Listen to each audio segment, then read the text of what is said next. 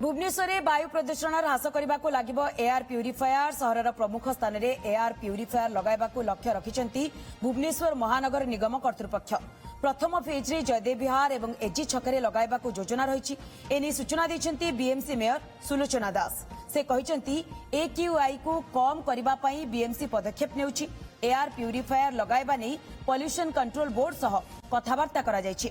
सेहीपरि भुवनेश्वर में जेउठी झाड़ू मरा जाउछि सेठी पानी सिंचन करा जाउछि।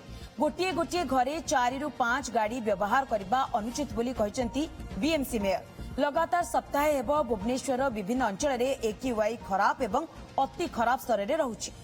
जो कंस्ट्रक्शन काम होउची आ डस्ट जो गुडी को होउची सेगुडा को ऊपर आमे एबे पाबंदी करबा को जाउछु। आमे ऑलरेडी हमर जेते स्वीपिंग होउची सेतरा आमे वाटर स्प्रिंकल करूछु। एयर क्वालिटी को प्यूरिफाई करिया पय मध्य आमे एबे गोटे पॉल्यूशन कंट्रोल बोर्ड सहित मध्य कथबार्ता करिछु। हमर जो एयर प्यूरिफायर लगेया पय केतरा मेजर जंक्शन रे जेमिति कि जयदेव विहार हो एजी स्क्वायर हो एमती जगह गुडी को पय